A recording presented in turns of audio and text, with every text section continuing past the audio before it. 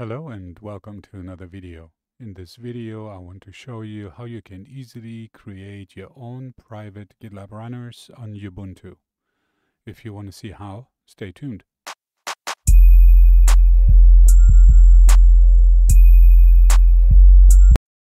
If you, like me, are using gitlab.com and have a free subscription, your runner minutes that you can use on these shared runners are limited. As you can see here in the free subscription to gitlab.com, you only will get 400 compute credits per month, which is 400 minutes on the shared runners. That's not very much, depending on how much you use it. One way to reduce your use of these minutes that you have available on the shared runners is by creating private runners, as they will not count against these minutes. In this video, I'll show you how you can very easily set up a GitLab runner, a private runner on the Ubuntu instance. So let's get started. Before I can get started setting up my own private runners, I will need to have a server on which I can install the GitLab runner. In my case, I'm running a Ubuntu instance, version 22.04 on a Linode instance, and this is what I'll be using to install my GitLab runner. Here you will see my screen, and I have SSH'd into my Linode instance already. The first thing that we have to do is we have to add the repository to our service package manager. And to do that, we will just go ahead and run a curl command, and we'll go to packages.gitlab.com, install repositories, runners, GitLab runner. We run a script there, and then sudo bash. So that's all we need to do. I'll hit enter, and in adding the repository to our package manager will start, and this has finished now. Now we can move on to the second step, which simply is installing the runner after adding the repository. So we'll just go ahead and run a sudo apt-get install GitLab runner, and it will install the runner. And once that is done, that is all we have to do on the server. The installation of the GitLab runner may take a little bit. I stopped the video for a second, and now it has finished. So for right now, as I've said before, we are done with installing what we need to install on the server, and we should be good to go and actually check if our GitLab runner has installed correctly. To do that, I can run simply a sudo gitlab-runner status. And if I hit enter, you will see here that my GitLab runner is running, service is running, and we are good to go. Now we can move on to the next and register our runner. Here I am in my GitLab instance, and I'm in my demos group. We can have two different types of runners that we can use here in GitLab. One is the group runners, so I can create a runner on the group level, and all subsequent repositories will be able to use that runner, or I can create specific runners, which is a runner that is specific to a repository or a project. In this case, I will stick simply with the group runners because this demo is just to show how you can register your own private runners. So if I am in my group here, what I want to do is I want to go on the group level into CI/CD runners. And then in here, I want to go in the upper right-hand corner to register a group runner. And then here you will be given a registration token. This registration token is what you need to take, and then we need to return back to the server to register our runner. I want to let you know here that when you use a registration token, you can always reset the token, which I will do after this demo, because I don't want anybody to do any funny business with my registration token. However, I just wanted to point out here, this token can be reset if need be. So we go ahead and have our token here, and I will just copy it, and then I will return back to my terminal where I'm logged into my runner server.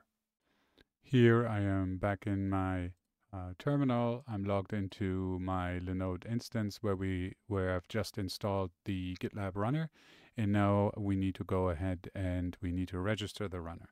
To register the runner, it is simply sudo GitLab runner register, hit enter. It will ask you for a couple of pieces of information. First would be the GitLab instance URL. If you have your GitLab instance somewhere else other than gitlab.com, so you have a self-hosted instance, you would need to provide the URL to your self-hosted instance. In this case, I'm using gitlab.com, so here it would https gitlab.com, and then you hit enter, and now it will ask for the registration token. This is the token that we've copied from GitLab. I'll paste that in here, and then I will hit enter. It will ask for a description of the runner. I will call it Linode Gitlab Runner, and then the tags. So here you enter the tags that you would like to use within GitLab. The tags are nothing other than a unique identifier when you want to use a runner. So in your YAML script in GitLab, maybe the GitLab CI YAML or any other template, and you want to use for a job a specific runner, you would specify this particular tag. So in this case, I will just say, this is my Linode, let's call it also Linode Runner. So that would be my tag to identify this particular runner, and I hit enter. You can add some optional maintenance node for the runner if you want to, and we are good. The registration has succeeded, and now we need to go ahead and we need to tell it what is the executor for this runner. So what do we want to actually do with this runner? Do we need shell available? Do we want to use Docker, VirtualBox, and so forth? I will not go into every single one for this demo here. We'll just simply use for this first one shell.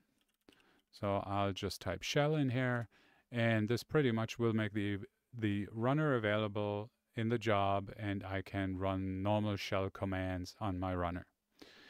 Now that we have done this, let's go back to gitlab.com and see if our register runner will show up there.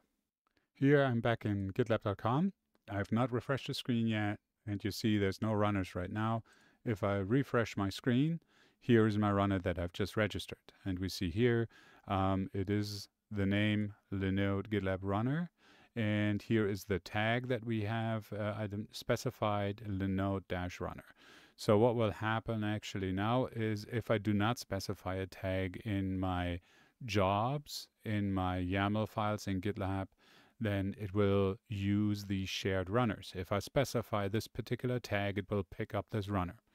To demonstrate that, I have created previously a little demo repo here. Use my runner. And let's take a look. I'm on the main branch here. I'm going into my GitLab CI YAML, and we have here two stages, shared runner and private runner. On my shared runner, I'm not specifying a tag, and on my second job here, on my private runner, in my private runner stage, I'm specifying the tag. This is a tag that I've used previously, so I will just go ahead and change that. And this we said, or I said, is Linode Runner. So this first job should be running on a shared runner, and this job here should be running on the runner that I've just created. Let me go ahead and commit this change. And let's go over to the pipeline and take a look. So my pipeline is running upon commit. I am going into my pipeline. Let's take a look at my first job that's running here. And all the way over here on the right-hand side, you can see what runner is being used. So I can tell already it's the blue shared runners, which is a gitlab.com shared runner. And so because I did not specify a tag, it assumes I want to run on a shared runner. And this is now where my minutes are being used. So depending on how long this job runs, in this case here, 33 seconds, but that counts against the 400 minutes. If I now go and take a look at my second job that ran here, which is my job 2, if we go in here and we'll take a look, you see here it used my private runner, the Linode Gitlab Runner. So it used my private runner to execute this particular job, and that does not count against my minutes. And that's how simple it actually is to set up a private runner. And now you can use this particular runner and your own server where GitLab Runner is installed to execute jobs. Now let's return back to our GitLab Runner server that was set up and where we have our GitLab Runner installed. There's something that I would like to point out. Once you have registered your GitLab Runner, it will create a config.toml file. This config.toml file is where you can make changes or see the details for your runners. So let's take a look at this. If I'm just simply copying this at the end of the registration process, when you registered your runner, it will give you the location of the config.toml file where your config.toml is. And here I'll just do a VI, and let's take a look at this. So we do have different runners here from me playing previously. There's a Docker runner. I will get into that in a minute, which actually right now we could delete, but I'll just leave it be for right now. I will get into that in a second. This is the runner that we've just registered, Linode Gitlab Runner. And you can see some details here, the URL, the ID, the token. This is the runner token. This is not the registration token. When the token was obtained, when the token expires, what the executor is, and the max upload archive size. Details in regards to what you can specify for what type of runner and what the different types of runners are. I will put a link in the description of the video so that you can take a look at it. What is one of the things that is often misunderstood is this concurrent. Concurrent means how many runners or how many jobs, how many runners can run at the same time. In this case, we only allow one to run at any given time. So if you have multiple users using a runner, user 1 will come in, uses the runner, runs a job. User 2 will have to wait until user 1's job has completed before they can run their job. This in a multi-user environment can cause possibly some contention or possibly cause some long-running pipelines. So a lot of times you want to set this concurrent to a higher number. I do not want to tell you what number to set it to because it really depends on how many users you have and what your needs are in your environment. For this demo purpose, I will leave it at 1, but I wanted to point this out. Again, I will also post a link to a detailed description of all the different settings you can set here in the config.toml. But I wanted to point out that this does exist and that you have full control over what you can do on your private runner.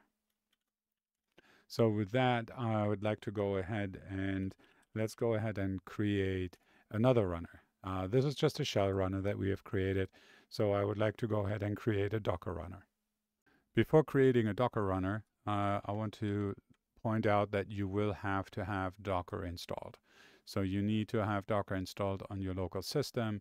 In this case, for Ubuntu 22.04, what I'm running here, I just ran a snap install Docker that installed everything that I needed in order to use my Docker runner.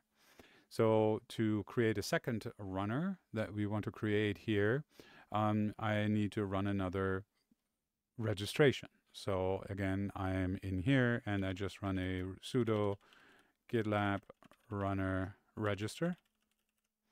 I hit enter. It will ask again for the URL. So same thing what it did before. Gitlab.com. The token, I've copied it already again. So nope, that's incorrect. I got to grab the token again. Just 1 second. So I grabbed the token again. Let's paste the token in here and then enter a description for this runner. I will call this Linode Docker Runner.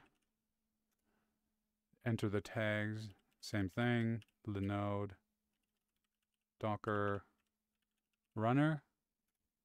And then no, I'm not putting anything for maintenance node. And now if I want to make this a Docker runner, I can just simply go in here and the executor will be Docker. So we'll use my local Docker instance that's running my local Docker on my server to execute these jobs. And then it's asking me for the default Docker image. So when I'm starting my job to run on this Docker runner, what is the default that I want to be using? Let's say we want to use Alpine latest.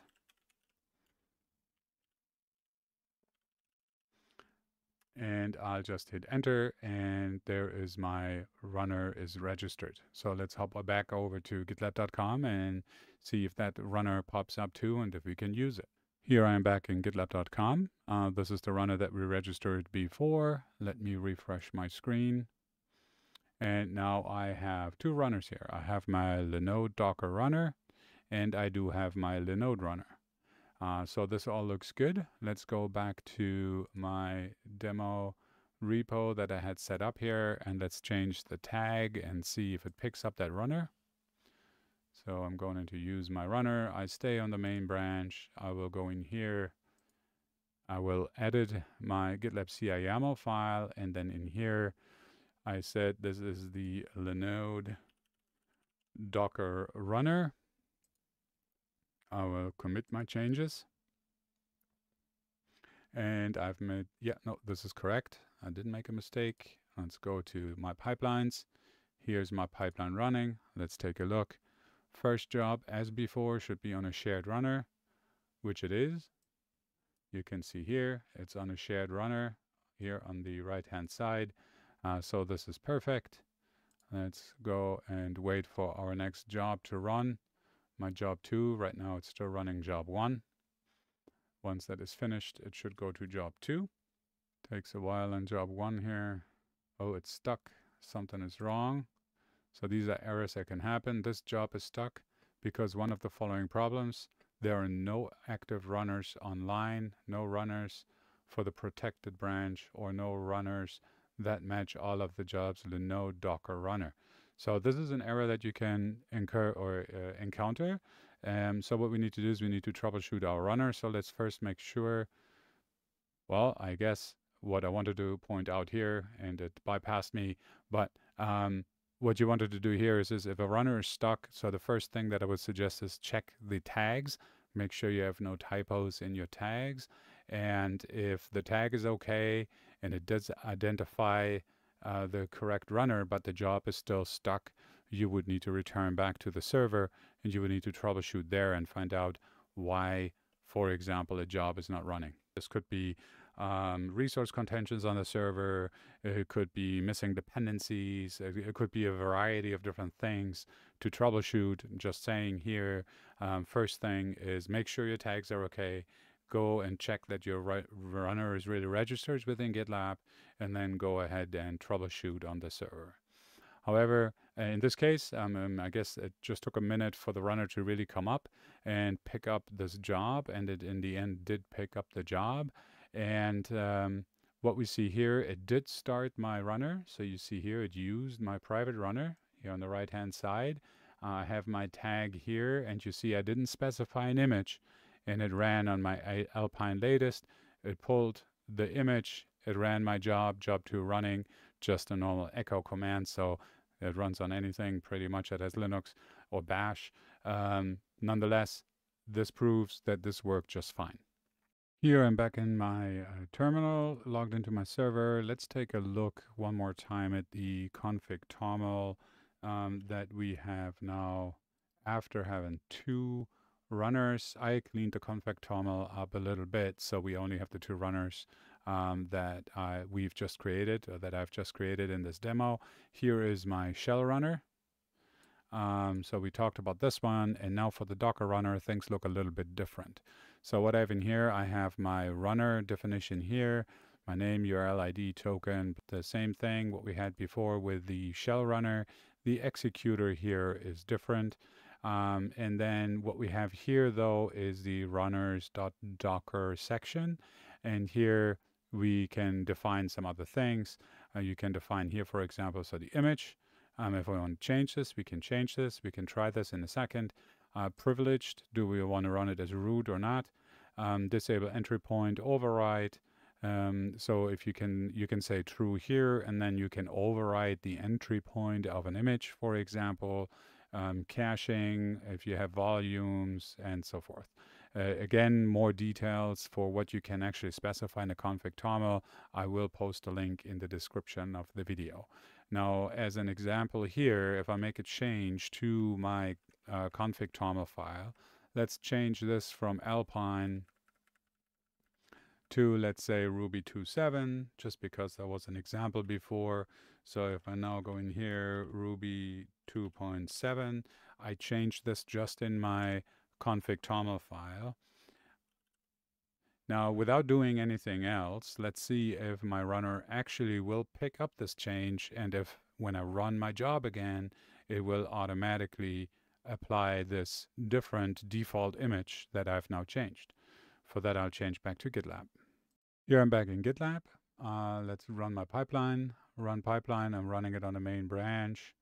Let's run the pipeline. I didn't make any other changes because in my private runner section here, in my GitLab CI YAML, I still have my Docker runner specified. So once this job has finished, my second job will kick off. There we go already. If I go now into jobs, my second job is pending. So the pending part comes in. It depends on how long your server needs to spin up the runner to connect to pick up actually the runner. So there's a setting in the config.toml that you can set. How often is your runner going to GitLab and checking, is there a job waiting for me to run? That's something that you can set in there too. We can go back once this has completed this job, and we can take a look at it where you can set that. I will show you that as well. So here it kicks off, and you'll see I've made my change in the config.toml, and now by default it's pulling my image Ruby 2.7. So that change went just fine, and this is perfect. Now let's go back to the frequency, how often it picks up a job or pulls GitLab to see if a job needs to be run or not, where we can change that. For that I will change back into my terminal. Here I'm back in my terminal, and where you can check or change the check interval, how often it is checking if a job is available, is in the global section of the config.toml, and it is the check interval section here, or the entry, where you need to change that. If it's set to the default value, here is 3 seconds. If you set it to 0, 1, or 2, it will always use the default value. So every 3 seconds, this will go out and it will check, is there a job available for me? And if so, what runner do I need to pick? In this case that we just ran, it would be the Linode Docker runner here, and then it will spin this up. Now, as we've seen, it took a little bit for it to actually pick up the job and to run it. I've given this Linode instance very low resources, so that may be a case here that we want to go ahead and, or I want to go ahead and increase the resources to make work things a little bit faster.